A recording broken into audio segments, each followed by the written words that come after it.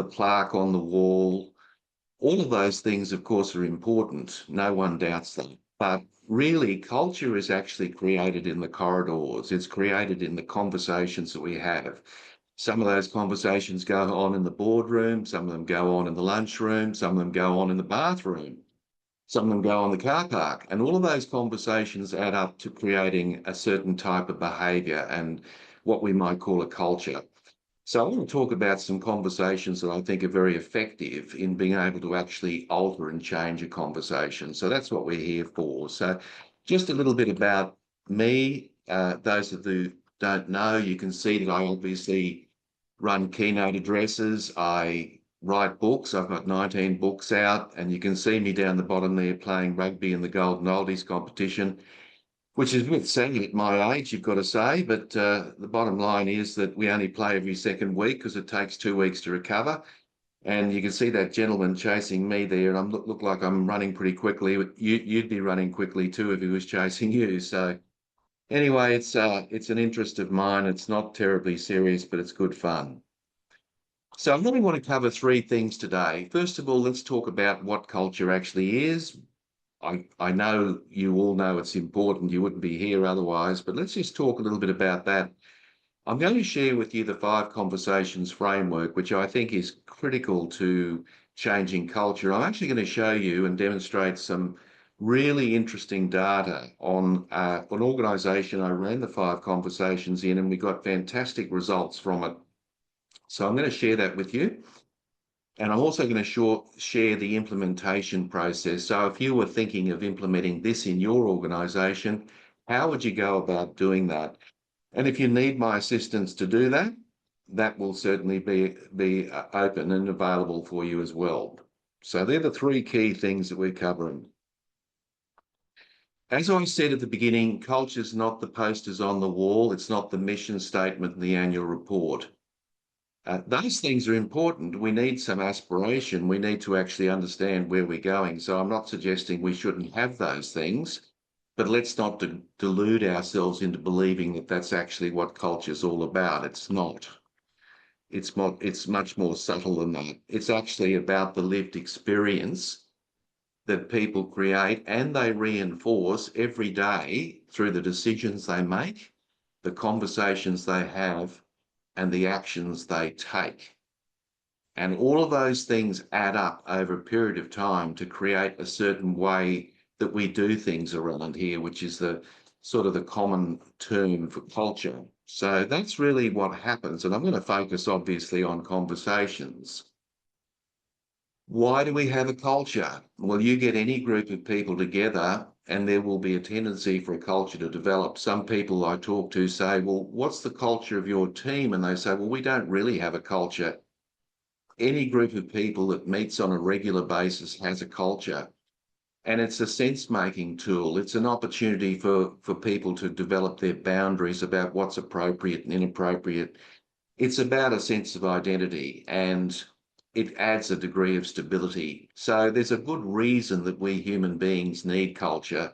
It's sort of like a safety net about what's appropriate and inappropriate, at least in the bounds of that organisation. So that's why we have a culture. So let's cut to the chase here. I actually believe that organisations are conversations. And as I said earlier, if depending on the size of your organisation, or if you're a consultant and you're working with large organisations, regardless, if it's a large organisation, there would be thousands, if not tens of thousands of conversations that go on every day. And as I said, they go on everywhere. They don't just go happening in the boardroom, they happen everywhere. So if you actually think about it, you could conceptualise organisations as a series of conversations. Obviously, there are a lot of other things that go on, but essentially that's one way of looking at it, particularly from a culture point of view.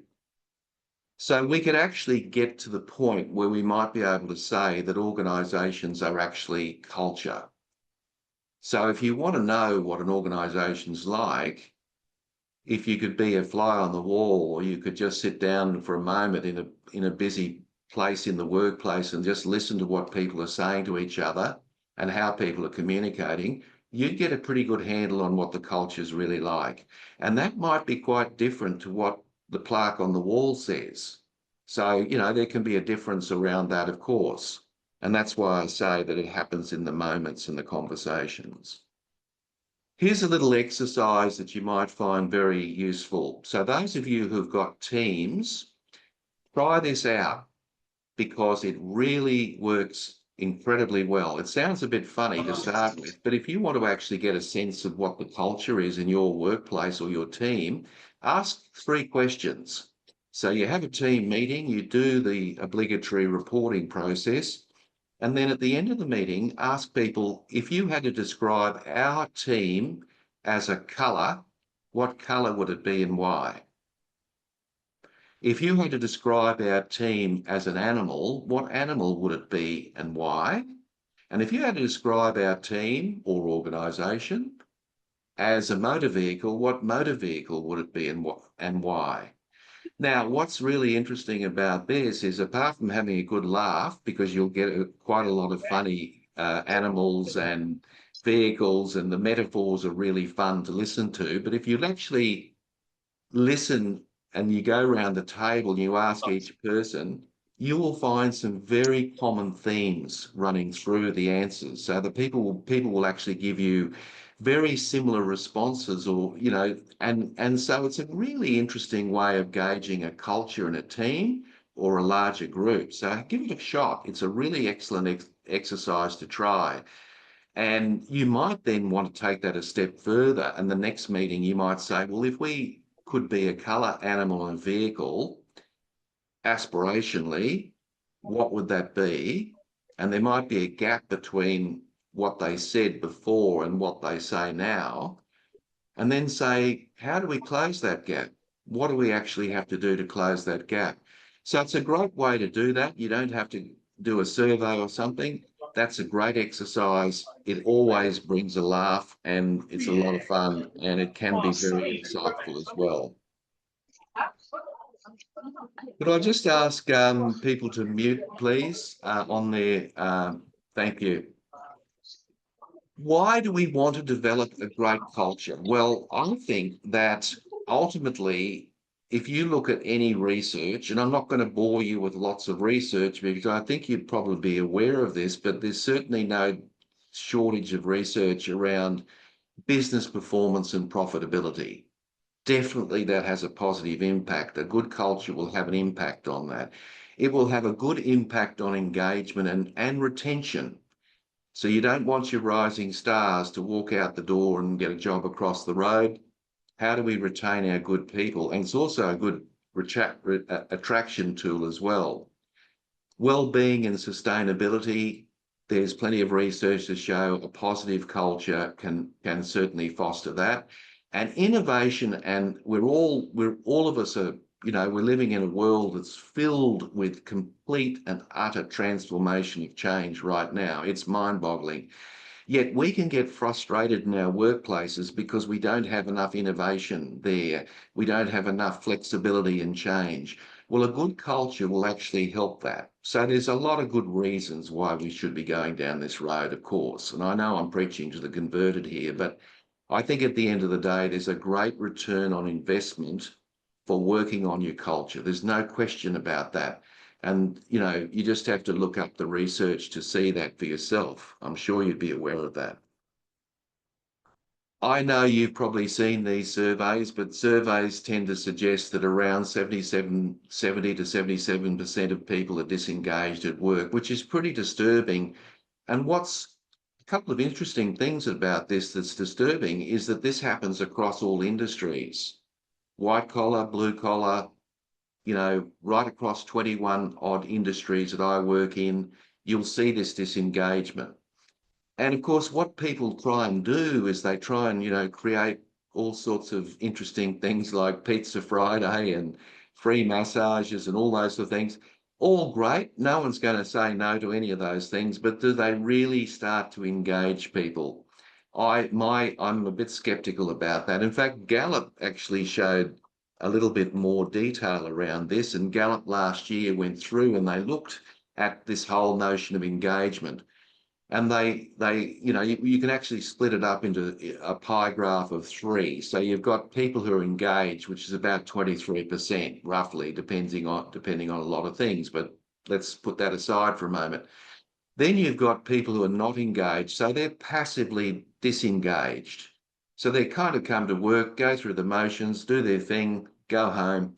But what's probably the most disturbing in this graph is the 15% of people who are actively disengaged. In other words, they're trying to undermine you, they're trying to undermine everybody else in the organisation, and those people obviously are, a huge liability. And it's because of the disengagement and the general atmosphere of disengagement. Now, one of the things that I wanted to have a chat about here, that I think if we go to the heart of this, we go right to the heart of it and say, where do we start?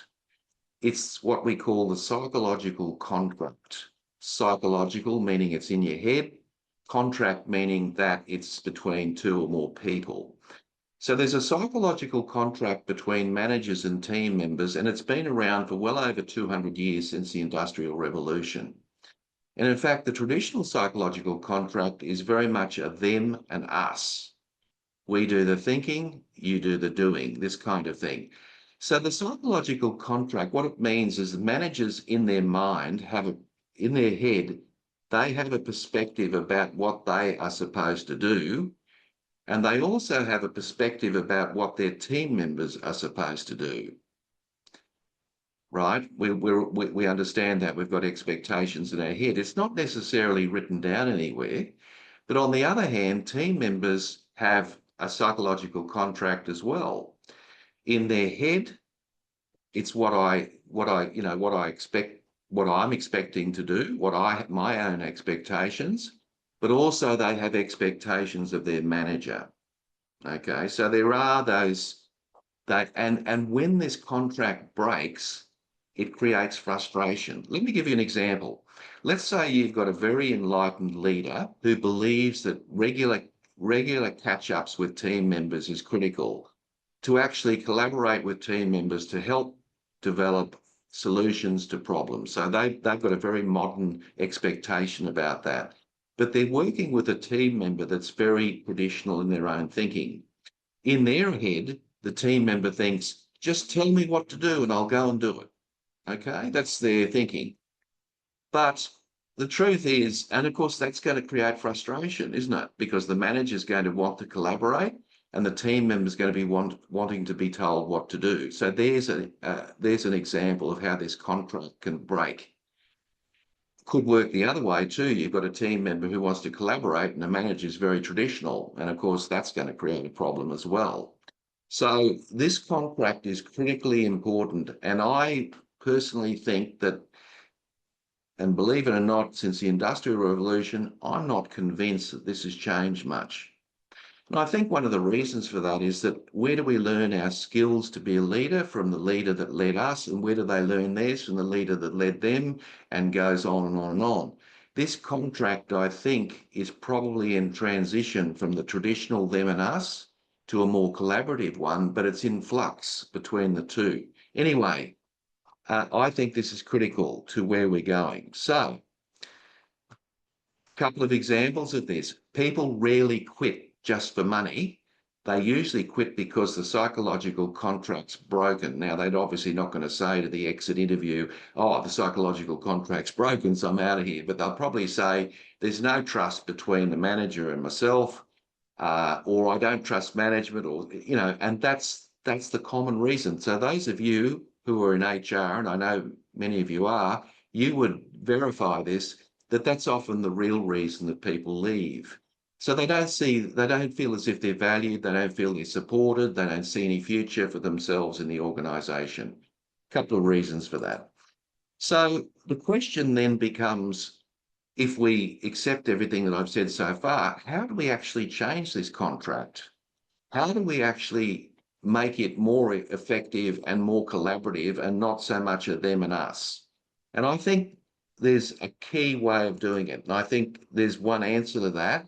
It's one conversation at a time. Now, if you think about it, and Kersner and Posner, in their fantastic book Credibility, said in the first chapter of their book is called Leadership is a Relationship. I think that's brilliant. Now, it's obviously not a personal relationship, but it's a relationship. And so how does one have any relationship with anybody? And the answer, of course, is one conversation at a time. There is no other way. And I'm not suggesting that people don't have conversations in the workplace, but I think probably what's happening is we don't have enough of these developmental conversations. I think most underrated power is the regular catch-up.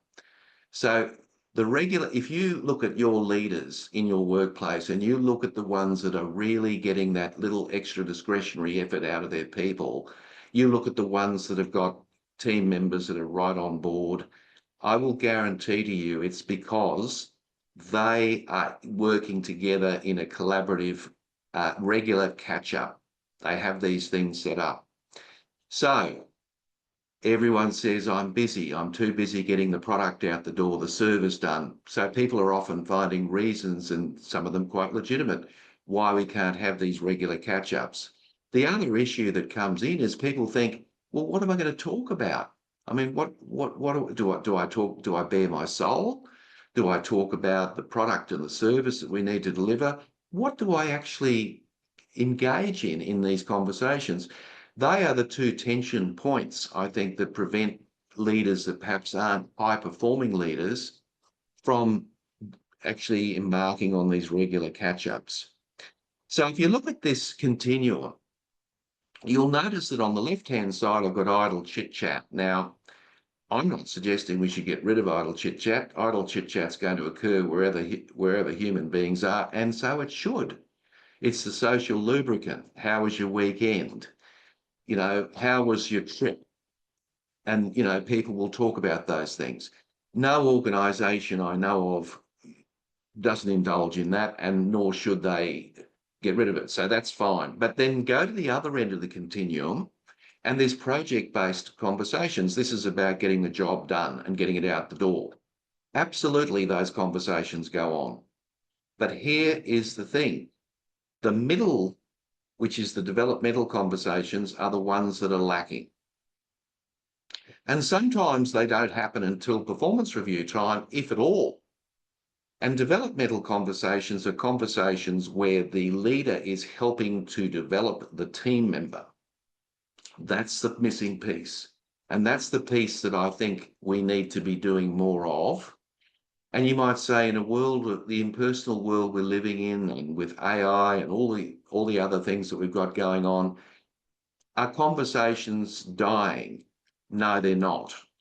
In fact, I think they're more important than ever before. And in fact, I think human beings need to reinvent what human beings are and what we're good at. And one of the things we're good at is this regular exchange of ideas. So I'm suggesting we have more developmental conversations. Now, there's a lot of things that get in the way of conversations in the workplace. I'm just going to go through 9 of these, and I'm sure many of you, as I am, are guilty of not doing these things at times.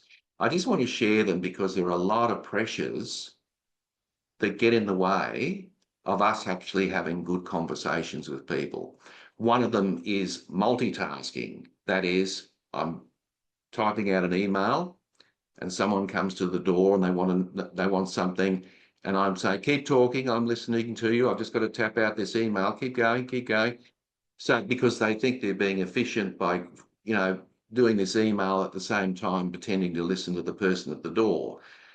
And that is not a good idea, because obviously the person at the door gets a very clear impression very quickly that I'm not as important as the email that you're filling out. Now, obviously, what do you do in that case? Well, you down tools and you listen to the person, but sometimes it might seem that the person's so distressed, that your email is so important, then you simply say, look, I'll get to you. I just need to complete this. I'll come over as soon as I finish. So those are the sorts of things that we need to be doing, not trying to multitask. That's a problem. No news is good news. Have you heard that? And, this whole idea of not sharing information with our team members.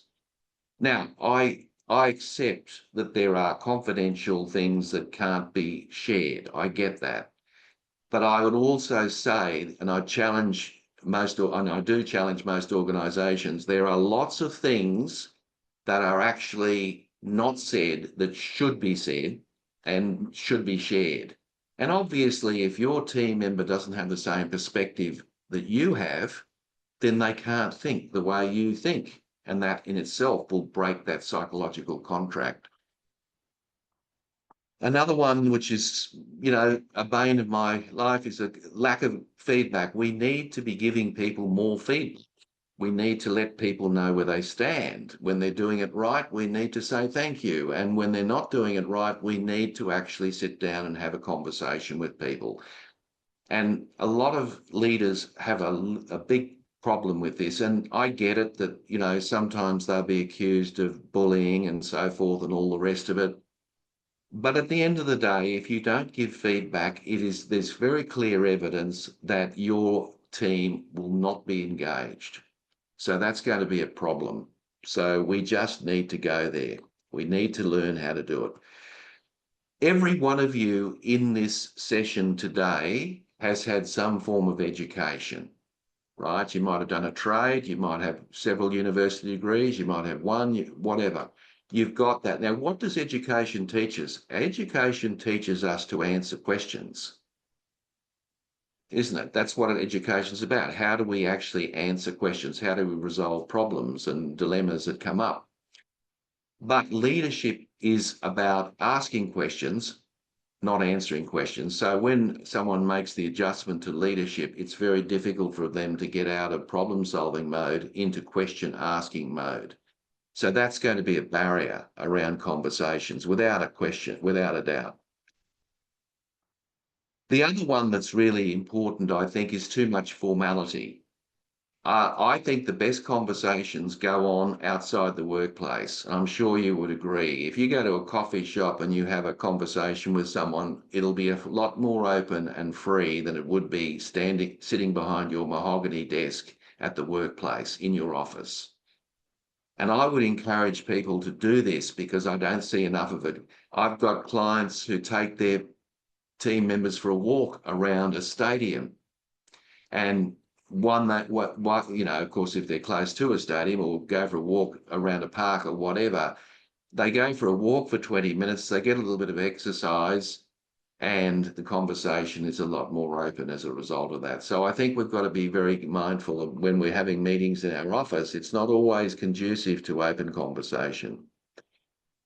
I had to get to it sooner or later, didn't I? The over-reliance on email. Email's a wonderful tool. We all know that.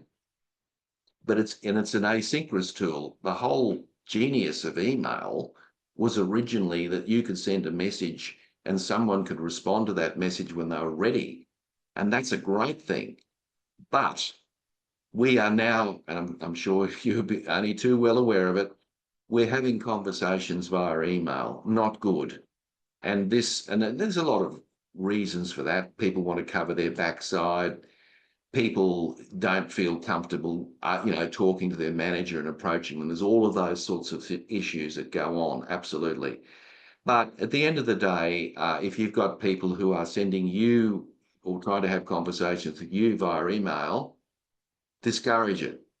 Get on the phone, go up to them, tap them on the shoulder and say, why did you send me an email? Because we could have had a chat about this. Now, I realise that we've got people working remotely, but the same principle is, you can get on to Zoom or you get onto Teams or whatever and have that conversation with people. The average person spends 2.5 hours on email a day. I thought, well, that's pretty interesting. And I don't know how many of you would spend more time on that. So, look, it's a great tool, but it's not a good tool for having conversations. I'm sure you'd agree because of the asynchronous nature of it.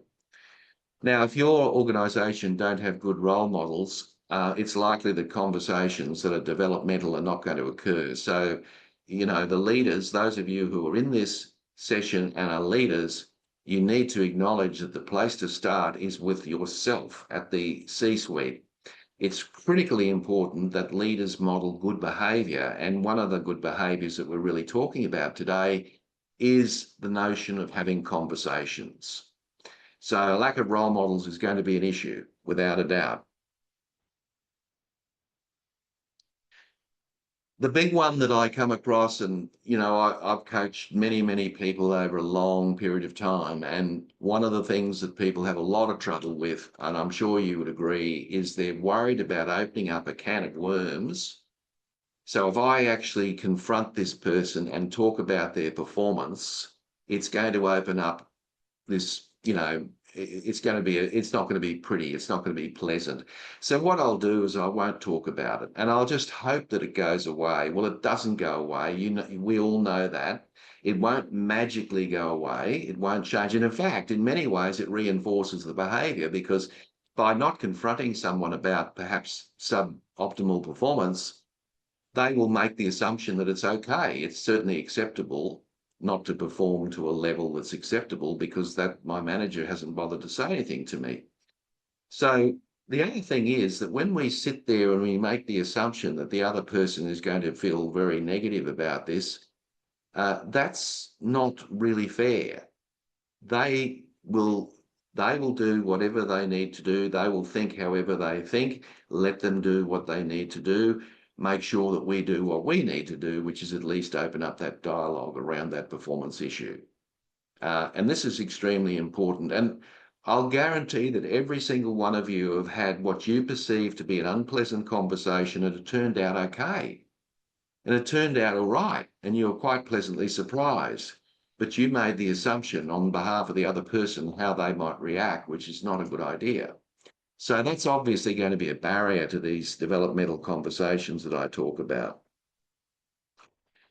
Not much you can do about this, but it's really interesting, isn't it, that in the 1980s, we started having these open office plans.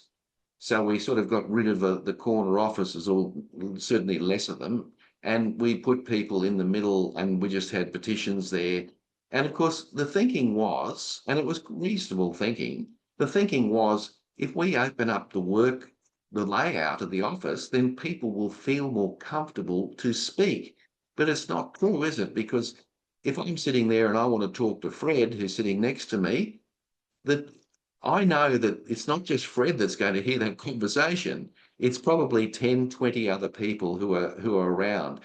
So it's actually, in a twisted way, it's stifled interaction, which is interesting. And now, of course, modern office environments are doing a number of things. They've got the open office, and they've got breakout rooms, and they've got, and it's great, because I think it allows more scope for people to actually have conversations. Now, whether they are or not will very much depend on the culture.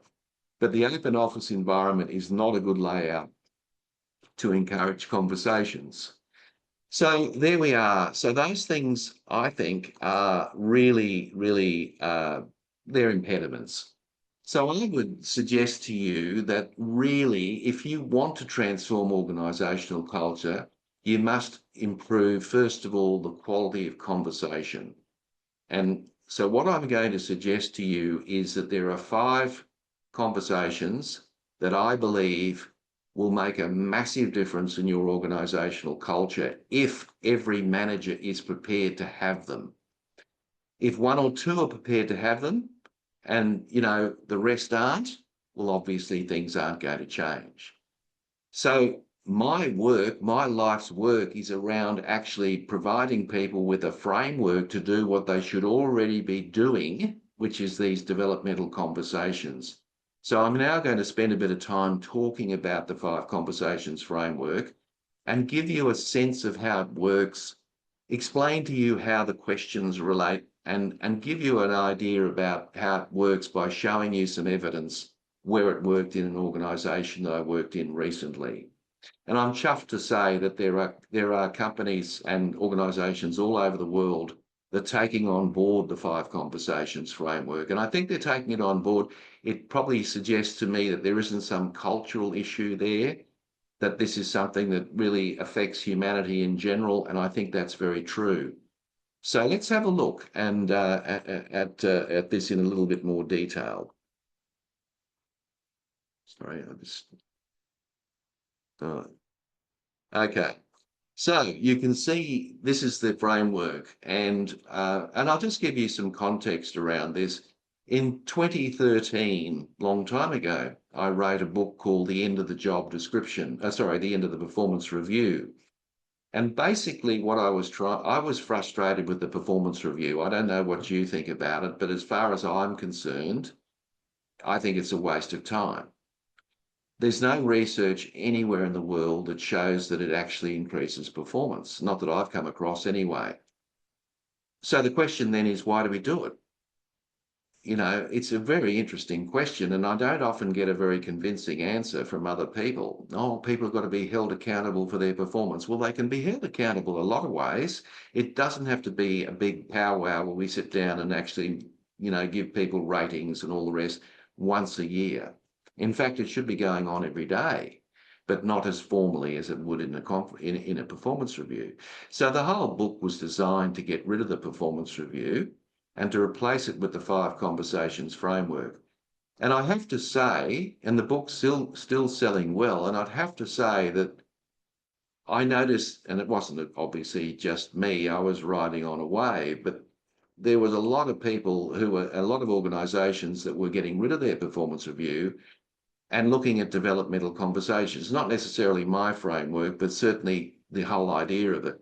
And that was interesting, and I found that very encouraging. And then what I found, and I don't know what your experience is, and I'd love to hear it later when we have our Q&A, but the it seemed to have gone back. It seems to have reverted back to what it was, which is a real worry to me. So anyway, my point is that you don't need to use this to get rid of your performance review. If you have a performance review, great. You can use this as an enabler. If people apply this concept, then what's going to happen is you're going to have a better performance review, and it'll eventually take hold and replace the performance review. So you can think about it that way. So you'll notice on the left-hand side, there are 5 months, and the 5 months implies that we're expecting leaders, and when I say leaders, I'm talking everyone from the CEO through to the leading hand. Anybody that's leading anybody is expected to have 5, now listen carefully, 20-minute conversations. 20-minute conversation. I'm not talking about an hour. These conversations are designed to be 20 minutes. Now, some people say, oh, what can you really do in 20 minutes? You can have a very meaningful conversation in 20 minutes, and you can have a dead, dull, and boring conversation that goes for 2 hours. So time's not the issue here. It's whether people, in fact, are willing to do it. Now, you can be skeptical about this, but you'll find that there's only 3 questions for each of these 5 conversations, or 3 or 4, and 4 in some cases. But the point is, it's only very short, it's easy to remember, it's highly effective, and it works. So and then you can see the middle column there talks about the 5 conversations, and I'll give you a sense of what they are, and I'll go through and I'll just explain how you might go about that. You can see that the first conversation to have is a climate review conversation. Absolutely nothing to do with the weather, of course, but everything to do with team morale, job satisfaction, communication. The first question that a leader asks in that conversation is this: on a scale of 1 to 10, 10 being high, 1 being low, how would you rate your current job satisfaction? Now, we all know that this isn't supposed to be something scientific. We all know that job satisfaction ebbs and flows depending on what's happening at the time. So it's just a snapshot in time. And let's say the person says, oh, 6 out of 10. Well, you know what the next question is, don't you? Why? And now I've opened up a really interesting doorway into what matters for this person. So they might say to me, oh, look, I really enjoy the interaction with our clients. I love getting involved with all that, but I really get bogged down with all the paperwork and administration, or, whatever they say. Now, after you've listened to that for a little while, the next question is really, Do you believe it could ever go from a 6 to a 7? Now, this is an important question because sometimes 6 is as good as it gets in the minds of the person that you're actually having a conversation with. So let's not assume that it should be a 7 or an 8 or a 9 or a 10. Let's just ask the question, is it possible? And let's say, for example, that they say yes. And then you then say, this is the final question, is there anything that I can do or not do which will actually help you go from a 6 to a 7? Now, there may be nothing, or maybe they don't feel comfortable telling you what it is. But I can guarantee to you that's a 20-minute conversation well worth having.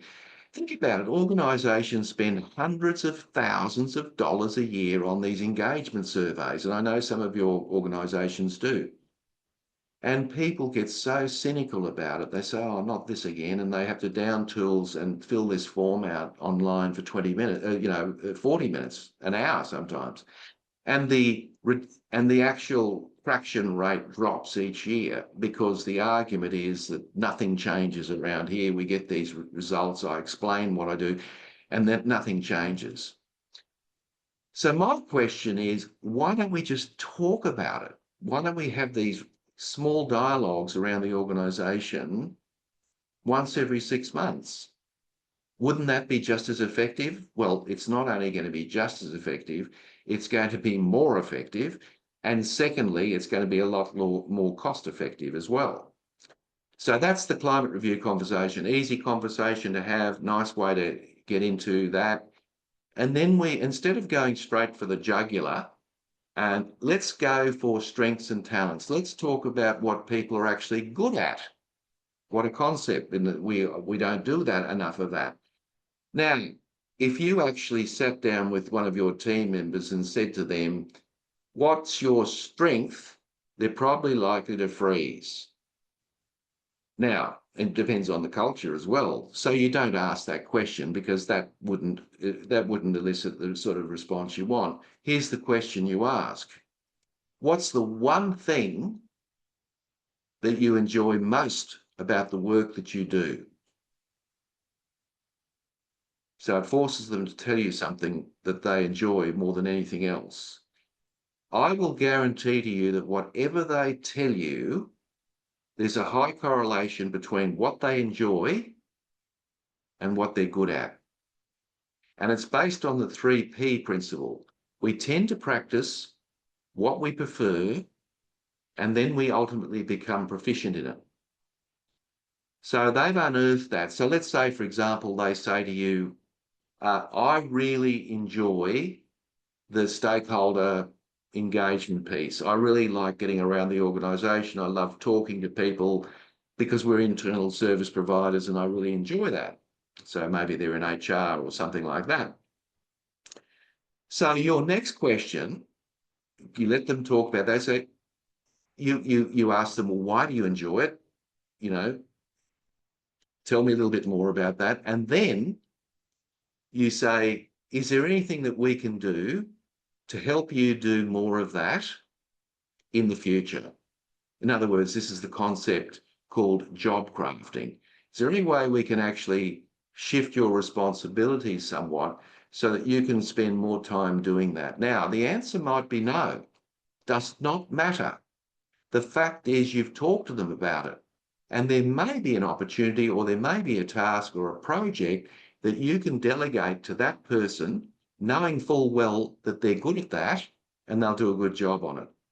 Is that likely to improve engagement? I suggest so. Is that likely to improve the psychological contract? I guess so. I'm sure. So that's the strengths and talents conversation.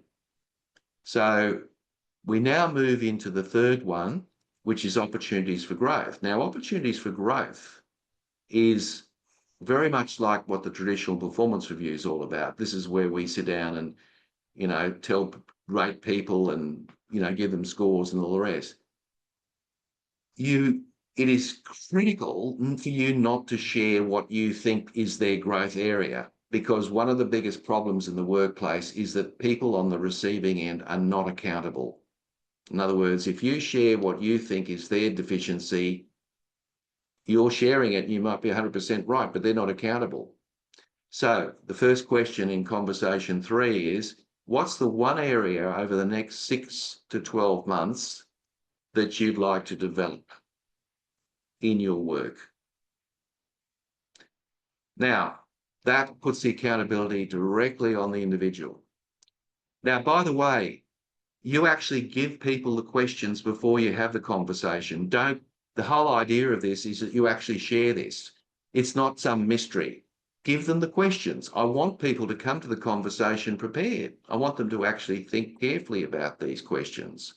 I want to have a good dialogue. So I share this. There's no mystery involved whatsoever. It's a dialogue between two people. So let's say they say, look, I've got to brush up on my spreadsheet. I'm no good at, I'm hopeless with Excel spreadsheets, and let's say it's an important part of their work, let's say. And you could say, well, the second question around that is, by improving that, how will that affect your work? And they'll say, well, a lot of our work is around spreadsheets. So frankly, if I can get that done, I'll be a lot better off. Great. You don't need to say anything more than that, because conversation 4, you'll notice on the screen, is a learning and development conversation. Now, HR spends hours and hours each year doing what they call a TNA, or a training needs analysis. So they basically survey the whole workplace, try and find out what the training needs are, and try and, prioritize what the needs are. Again, why don't we just sit down and have a chat about it? Why do we have to have all of this incredible process going on? And it's usually a box ticking exercise. So in the learning and development conversation, I can then preempt that by saying to the person, we've had a strengths and talents conversation, and we've had an opportunities for growth conversation over the last 2 months. Just remind me again what they were. So make sure they're on the ball and they're accountable. So what is it that I can do to support you over the next 6 to 12 months in those areas that you've identified? In other words, how can we capitalize on your strengths? How can we help you minimize your opportunities for growth? How can we help you improve your opportunities for growth? Now, it's not necessarily sending people off to training courses. Some of that's relevant, obviously, but this is not an exercise of sending people off to conferences and training courses. They have to have a good reason for wanting to do that, of course, but it could be just you sitting down coaching them. It could be you actually introducing to someone else and getting them to mentor them. There's a range of possibilities that can go on there in the workplace around learning and development. So conversation 4 is actually about the individual, right? It's not actually about, it's nothing else but the person. But conversation 5 is different because it's about the organization. And a lot of us in this session today have probably, if we've still got hair, are tearing it out, because people just don't seem to want to bring ideas to work. They don't want to continuously improve. Innovation's poor. It's very real. And we're living, as I said earlier on, in a world of accelerated change and uncertainty, and we can't get people to bring their ideas to work. So what about if we talked about it? So what I want people to do in conversation 5 is to actually look at their workplace and to come up with some suggestions and ideas about improving it. It could be a notice board. It could be a simple debrief on what the C-suite are talking about. It could be a range of things. It doesn't have to be the Nobel Peace Prize. We don't want that necessarily. So my first question in conversation 5 is, what's the area of improvement that you'd like to share? Now, when they share that, you ask them to elaborate on it. Obviously, you want to hear a bit about it. You want to hear what their thinking is around that. And because you've shared this question with them, hopefully they've thought it through. Now, you then play devil's advocate, and devil's advocate is a great process at different times. So you can actually say to them, how costly would this be to implement? That's the second question, really.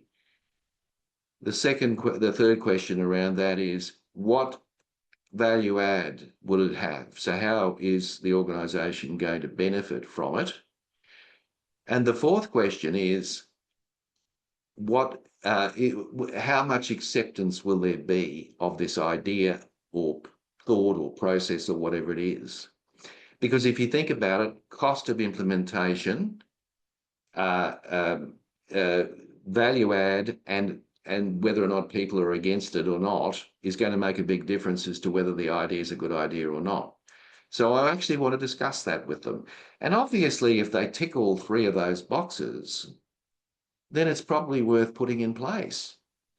And so your team don't expect you to actually sponsor every single idea that goes on in the workplace. They don't. They really don't. However, if they can see that one or two ideas are actually being put into fruition, then they get the idea that actually, hang on, I've actually got a good idea. I've got a suggestion. I've got a way of doing things. And some of them will come forward without having this conversation. So you can see that it becomes highly effective in that sense. So that's the 5 conversations framework. So I'm just coming towards the end, and I'd like to have a little bit of a discussion and a dialogue with you shortly, but I just wanted to give you some illustrations of some of the feedback that we've whoops, I went too far then. Come back. This is an organization that I did some work in, and just to give you a sense of it, obviously I won't mention its name, it's not appropriate to do that, but there were 500 people in this organization, it still is, and the morale was shocking. The culture was really, really bad. And they asked me to come in, and we talked about the 5 conversations. They took it on board. And what happened was I surveyed and this is part of the process. I surveyed the organization at the beginning. I wanted a baseline. I wanted to actually understand what people were thinking. So sometimes surveys are useful. And you'll see that the graph here, or the 2 graphs, and I'll share a couple of these. I won't share the whole thing because we'll be here all day. But at the end of the day, the communication between management and staff is reasonably good most of the time. You'll notice that 50%, this is aggregate results across the organisation, only 50% thought that was reasonable. But when we surveyed people at the end of one round, only one round of the 5 conversations, I'm talking 5 months later, we asked the same question, 77%, same question, same people. My boss has talked to me about ways to improve job satisfaction, went from 23 to 44, almost double. And we're talking about 4 to 5, sorry, we're talking about 5 months exactly, actually. Here's some more, just to give you a sense of how it works. My boss has discussed my strengths and talents with me, 44-72. My boss has given me feedback on my strengths and talents. Now, you might say, the cynical part of you might say, yeah, but you've talked about those things. Yes, of course, that's the point. We have talked about those things. We've never talked about them necessarily before, but we're doing it now. My boss is very aware of my strengths and talents, 47 versus 67. So a great result compared to where it was. Just a couple more before we move on. This is an inverted one. I have not received enough feedback from my boss. 36% said they were getting feedback. 72 now were saying they were getting feedback, because what was happening is the 5 conversations was allowing avenues for managers to give feedback that they wouldn't normally have had, and that's a good thing. So, for example, in the strengths and talents conversation, someone says, oh, I enjoy stakeholder engagement. The boss could say, well, I think you're very good at that, actually. It's feedback. I feel my boss is getting the best out of me in my current job. Now, that's pretty pivotal, isn't it? When you consider productivity and we're looking at return on investment, that's a great result. I've discussed strategies for growth and growing and developing my current role with my boss. Great stuff. So you can see we've got great results. There's some comments that people made. I'll let you have a look at those. A couple of things that you'll notice about the comments is that the questions weren't intrusive. This is what people said anyway, and it was done in a friendly manner. It provided an opportunity to learn. The conversations helped to break down barriers. That's a good one. 5 conversations fostered more impromptu conversations. Interesting comment, that one, because what that did is it reciprocated, because the trust levels were going up, people were they felt more comfortable approaching their boss about a range of things. And overall, the 5 conversations framework assisted in improving engagement, trust, and relationships. So there were a lot of good things there. So just to finish up before we stop for Q&A, here's the process. So if you're interested in applying this in your workplace, reach out to me and I'll give you some assistance to get this up and running. But you'll notice up the top, we assess people. I showed you the assessment tool there. So we do that up front.